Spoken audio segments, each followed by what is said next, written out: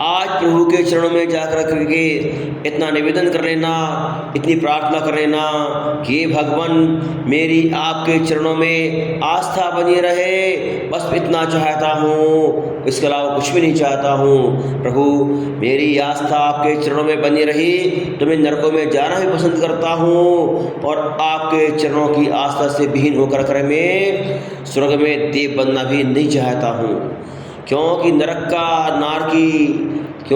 का नार की सम्यक दृष्टि है, मोक्ष मार्गी है और श्रद्धा विहीन स्वर्ग का देवता भी संसार मार्गी है। बंधु जीवन में सब कुछ मिल जाएगा, लेकिन यदि श्रद्धा खोखली हो गई, श्रद्धा चली गई, विश्वास चला गया तो सारा जीवन का आनंद समाप्त हो जाता है। बंधु तब तक प्रीति है, तब तक अनुभूति है, प्रीति नहीं है तो आनंद भी नहीं है।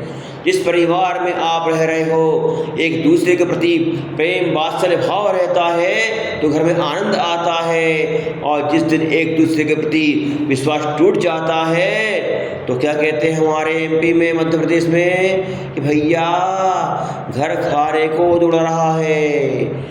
समझ भी आया ना? हाँ, मतलब क्या? मतलब ये कि जब तक एक दूसरे के प्रति श्रद्धा है, विश्वास है, तब तक घर में आनंद है, तब तक घर में सब कुछ है। और जिस दिन तुम्हारी श्रद्धा समाप्त हो गई तो समझ लेना कि तुम्हारे घर में कुछ भी नहीं है। जब तक परिवार में प्रीति है, जब तक घर में तुम्हारी प्रीति है, एक दूसरे के प्रति में विश्वास बना हुआ है, उस घर में सब कुछ है। और जिस दिन भी परस्पर में आपस में प्रीति समाप्त हो गई, एक दूसरे के प्रति विश्वास समाप्त हो गया तो समझना कि उस घर में अब कुछ भी नहीं है। ध्यान रखना बंधुओं, ईंट मिट्टी के भवन में सुख नहीं है, हाड़ मांस के पिंडों में चमड़ी की से लिपटी हुई हड्डी के ढांचों में सुख नहीं है। जिस घर में विश्वास नहीं है, उस घर में मात्र हड्डी के ढांचे रहते हैं और ईंट चूने से बने हुए क्या हैं? खंडर है। यदि वात्सल्य है, परस्पर प्रेम है तो समझना कि तुम्हारा घर भी स्वर्ग से कम नहीं है, और वात्सल्य प्रीति नहीं है तो नरक से भी कम नहीं है। क्या कहते हैं सम्यक दृष्टि? नरक का नार की मोक्ष मार्गी है, क्योंकि उसके पास श्रद्धा है। किसी के बढ़ते हुए कदमों को तो तुम नीचे मत गिरा देना, नीचे को उठाने का भाव तो रखना।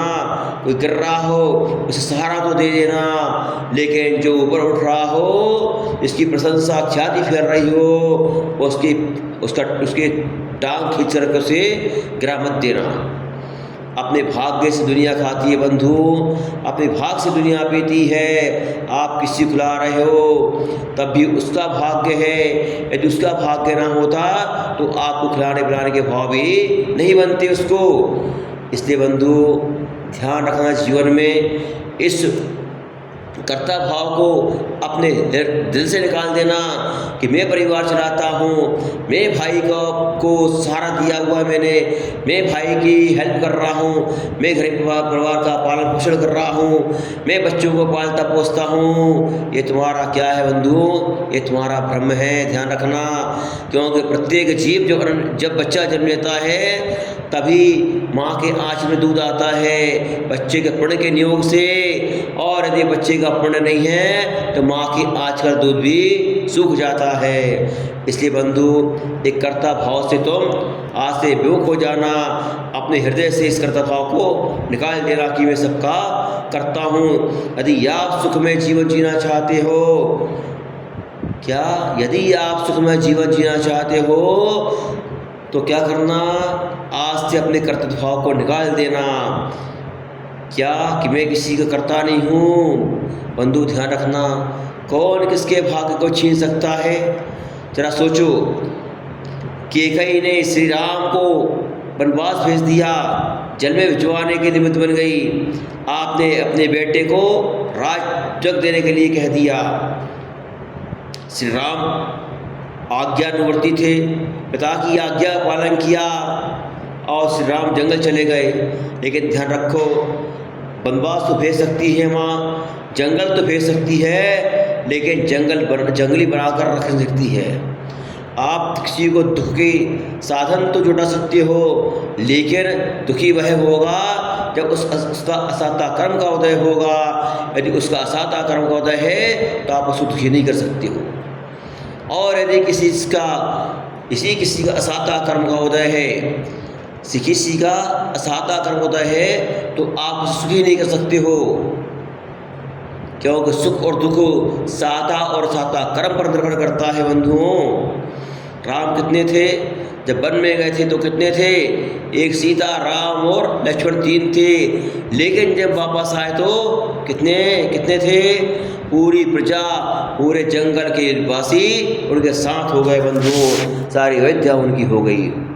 इसलिए बंधु, माँ ने कैकेयी ने दुख के साधन तो जुटा दिए थे, श्री राम को वन तो भेज दिया, जंगल तो भेज दिया, लेकिन वहाँ उस दुख दिला नहीं पाई, क्योंकि जैसे जंगल में गए तो वहाँ के जंगल के देवता ने वहाँ पे क्या, उनको एक नगर बसा दिया, राम नगर बसा दिया।